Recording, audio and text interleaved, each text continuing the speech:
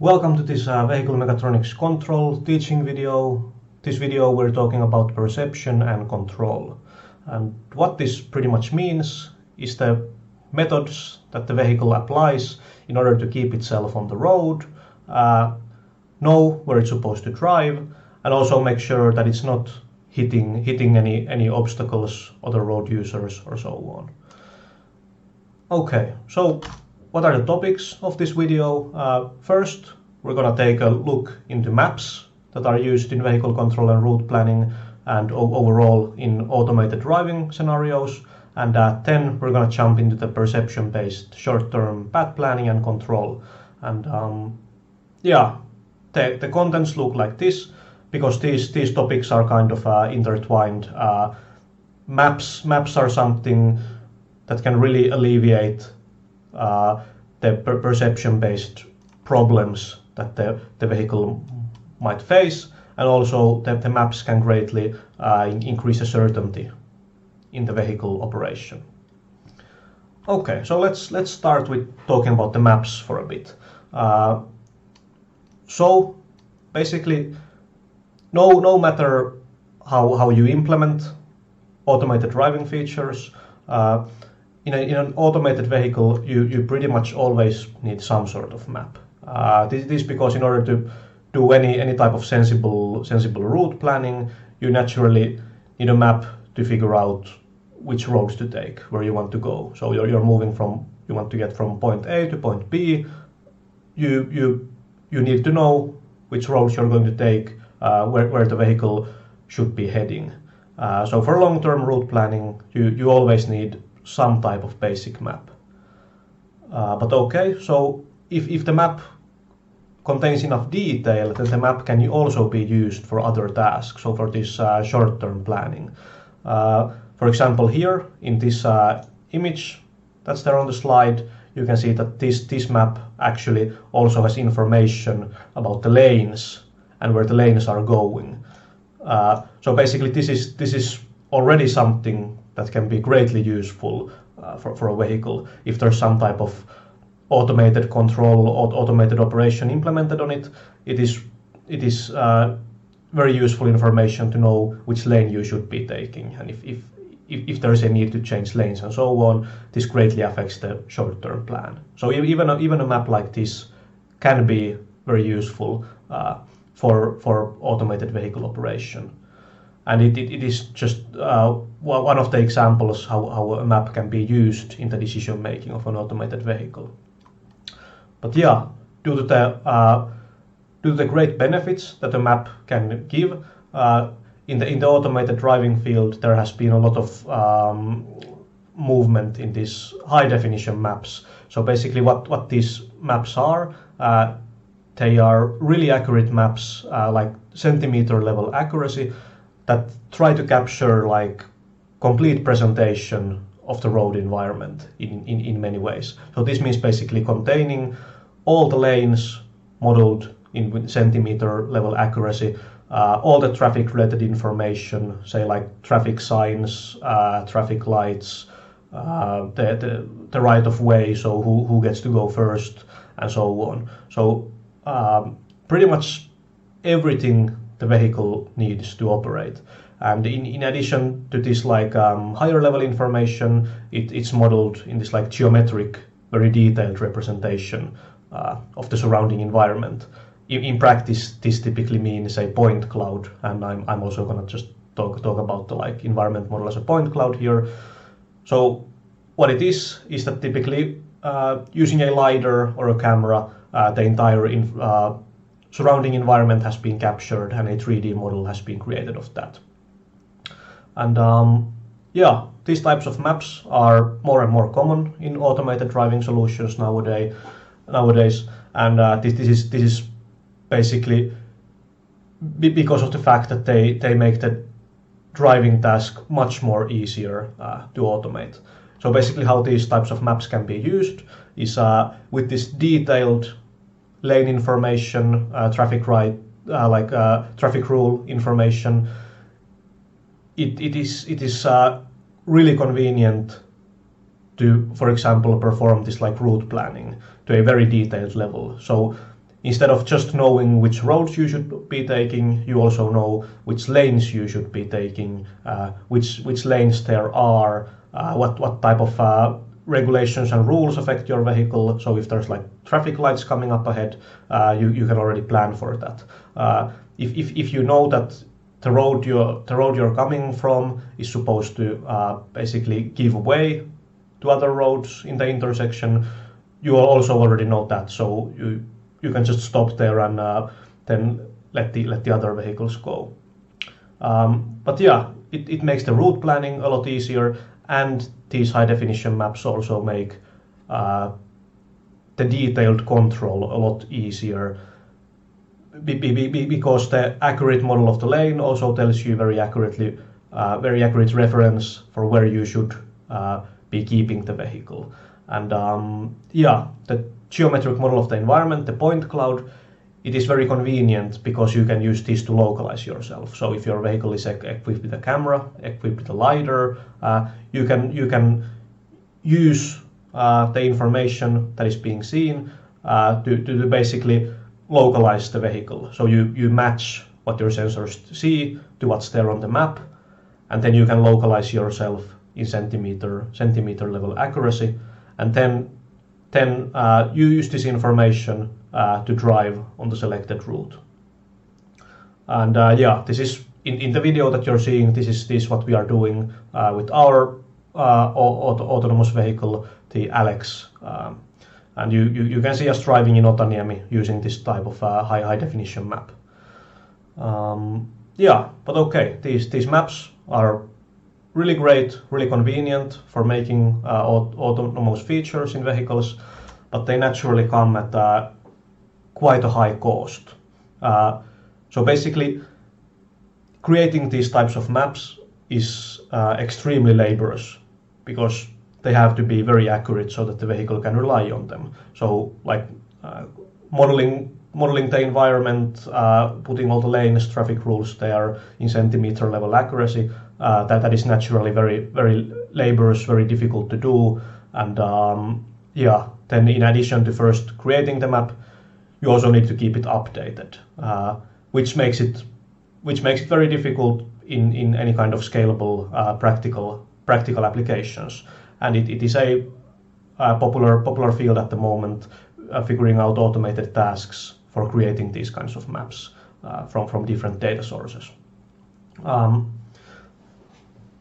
But yeah, in addition to that, the maps also naturally only contain the kind of static information in the surrounding, and they naturally fail to capture any kind of dynamic road users, of course, like vehicles, pedestrians, so on. Those are something that the vehicle still needs to figure out based on its own perception input.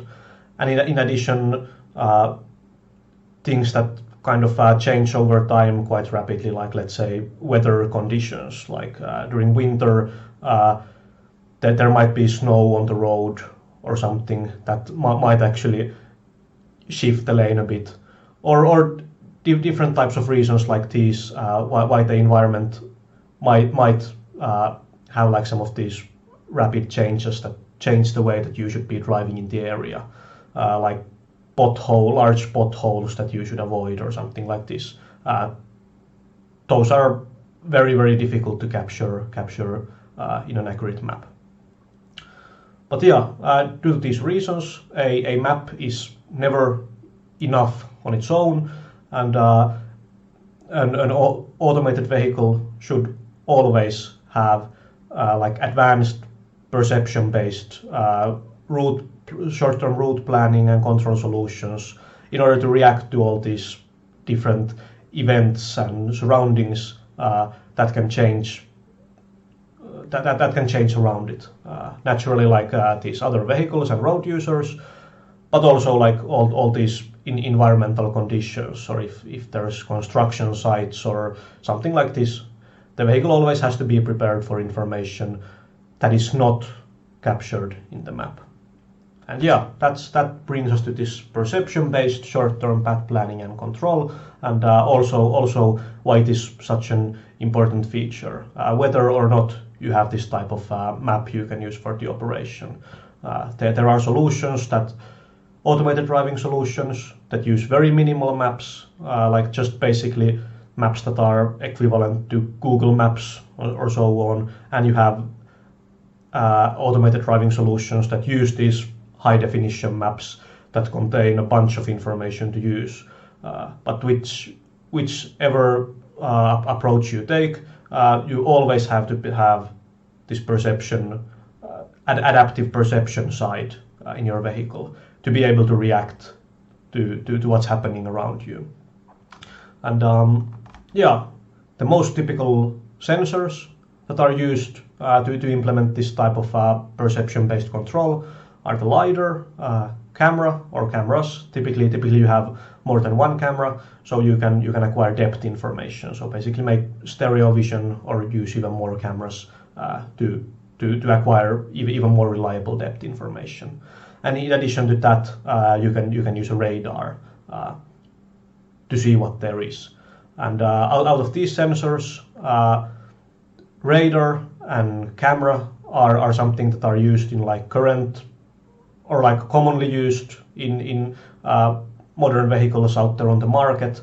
LiDAR is still something that is not so widely used. Some very high-end cars have it, cars out there on the market, but LiDAR is still something that is mostly used in research and development, mainly due to the price.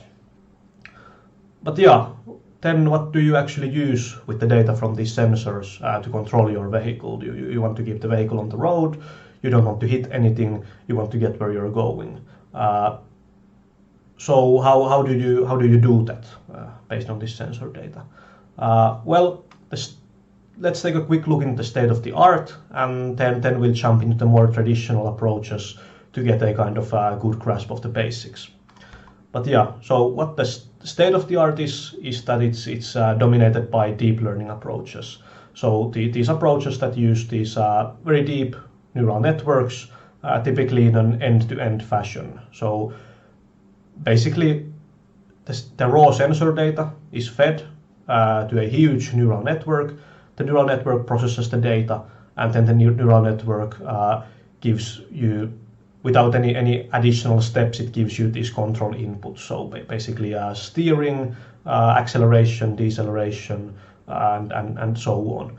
And these approaches have the potential to work really great. They do really work really great due to the complexity of the neural network. I mean, the neural network is capable of understanding a wide variety of scenarios, something that we are not able to capture with more simple models. But this comes at the cost of the deep learning approaches being sort of black boxes. So you don't exactly know why the system is giving you the control that it is giving you. There are some ways to try to analyze what the neural network is doing, but there is no definitive way to do so. So basically, you are just trusting the neural network that it is giving you the right control inputs, and there is no way for you to analyze why it's doing what it's doing. And this type of uncertainty is why there is a lot of reluctancy, or let's say the automotive industry is reluctant to implement these methods in actual vehicles because, well, there are a lot of liability issues and so on. And yeah, this is pretty much the reason why there is still these like traditional methods are applied a lot in different applications, and they are a lot more intuitive, and it's easier to analyze what they're actually seeing, and naturally here they're also a better starting point to understand this like perception-based control problem. So okay, these traditional methods typically they have a high emphasis on basically relying on lane detection. So that if our task is to figure out how we should control the vehicle, we need to know where we want to keep the vehicle. And for this, typically the approach is such that you detect a lane, and based on the lane, you then figure out where you want to go. So we need to detect the lane that we want our vehicle to be on. And this is typically done with a forward-facing camera, so basically a windshield camera that is seeing forward. Here you can see in the left image, you can see like video feed or like image from a camera like this, and then basically computer vision methodologies are applied to detect the lane markings. And then when the lane is detected, typically this information is then transformed to this like bird's eye view, so like top-down view, in order to make the control task more intuitive. It's more intuitive to see the lane like this, and then thinking of the driving task as a 2D problem. But okay, let's see what we can do with this information. So if we want to implement lateral control, we want to keep the vehicle on the lane. And well, since we have detected the lane, we can formulate different cross-track error, heading error, and so on in order to have a feedback loop and a reference for where we want to keep the vehicle. So basically, with the detected lanes, we can look at the heading of our vehicle and then the direction of the lane, and then use that heading error to try to align our vehicle in the same direction as the lane. And then the cross-track error, typically you want to keep the vehicle in the center of the lane, so you can just take the vehicle position relative to the lanes and then use that to control where the vehicle should be. And yeah, that's lateral control, keeping the vehicle on the lane. But then you naturally also need longitudinal control in order to avoid hitting anything that is there on the lane in front of you. And yeah, this is typically done by just detecting if there's something in front and then adjusting the vehicle speed. So basically, the longitudinal control typically just tries to keep the vehicle at the speed defined by the speed limit for the road. And then if there is something in front, then the vehicle is slowed down. And yeah, the lateral control based on the lanes that I just presented, and this longitudinal control, these are kind of components that are already existing in most modern vehicles. So all these like lane keeping assists, they work like the lane-based lateral control. And then these adaptive cruise control systems, they work with this longitudinal control. And yeah, these are very well known, widely applied, already on the market solutions. Yeah, but if we want to go a bit kind of deeper, we want to do a bit more detailed control of the vehicle. We can do this short-term path planning based on our perception information. And what this means is basically figuring out a goal point, figuring out where we want to go with the vehicle, and then using pure pursuit to basically steer towards that goal point.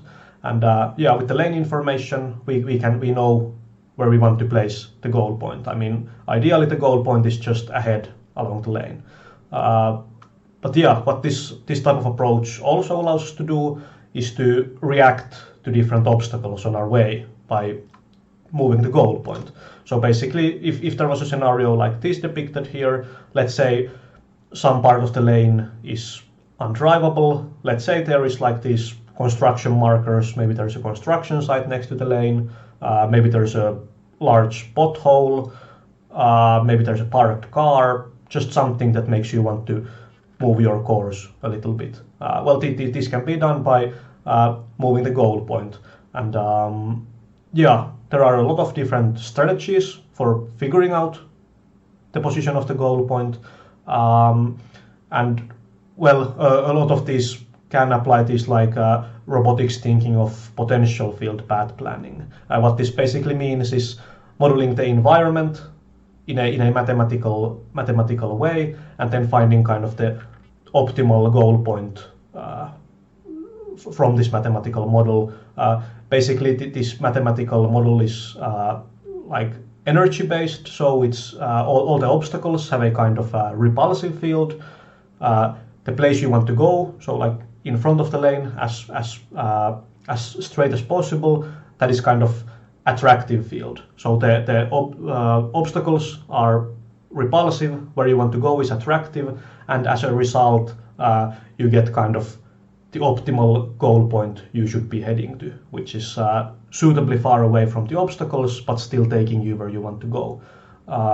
This type of explanation can be maybe a little bit unclear, but put it simply, it just means that you want to make the goal point ahead of the lane. If there's an obstacle, the goal point is moved so that it's away from the obstacle. That is like what it is in its simplest form. But yeah, so this is for kind of maneuvering inside the lane if there happens to be something that is partly blocking your way.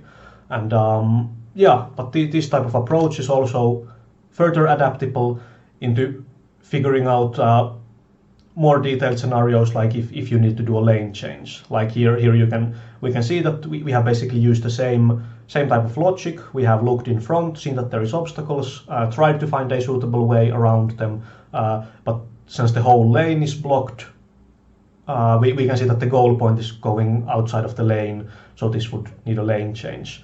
And yeah, a lane change is naturally a more kind of hazardous maneuver and requires a lot more decision-making perception data to actually figure out if that's something that is safe to do, something that should be done.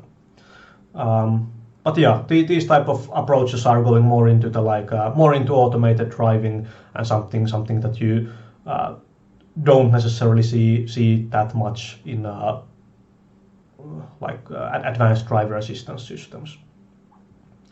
But yeah, anyway, then moving towards the conclusion, what this really was all about. Let's go through the main takeaways from this video. So basically it is like perception-based control.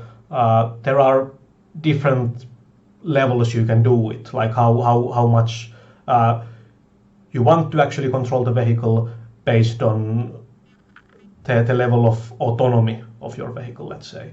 So basically in these advanced driver assistance systems, these basic perception-based control strategies, they are very common in the lane keeping assistance and the adaptive cruise control systems. So like this basic lateral longitudinal control, something that is already out there on the market, something that is very, very common. And yeah, the problem with these traditional perception-based control strategies is basically that they are making quite a few assumptions. They are typically based on this based on the fact that you can detect the lane and see the lane and know where you want to go based on the lane. And this is naturally not the case if you are in, for example, intersection areas where there are no markings, or maybe the lane markings are just incomplete. Maybe they are completely missing or so on. And naturally these systems cannot operate in these conditions. And yeah, the more advanced deep learning methods have been developed just because of these issues in order to make the system capable of operating in conditions that are not something that we can deterministically model, like detecting the lanes and using those. So these methods are so advanced that they can basically look at the sensor data and figure out where the vehicle should be going. But this comes at the cost of the methods being black box methods. So they can be unpredictable. There is no way to no definitive way to see what the neural network is thinking, why it's giving the control command that it's giving. And yeah, this uncertainty is why there is a lot of reluctancy to actually employ these methods in consumer vehicles. But yeah, this was about perception-based control, and yeah, in addition to just having the car basically operate on perception-based control just on what it sees, maps can be a great tool to assist the vehicle, so that the vehicle doesn't need to figure out everything on its own. So basically, some map is always needed to make a basic route plan where the vehicle should be going, but including more information in the map can help the vehicle a lot, figuring out where the lanes are, where it should be, where the vehicle actually is in the like a three-dimensional space, and yeah, figuring out all the traffic rules and so on. So yeah, the optimal control solution for a vehicle includes both perception-based control and map information. But naturally, this map information can be difficult to acquire because keeping the map updated, making them accurate, is a difficult task. So some compromise has to be made, but both maps and perception-based control are necessary. Yeah, that's it for this video. Thank you for watching.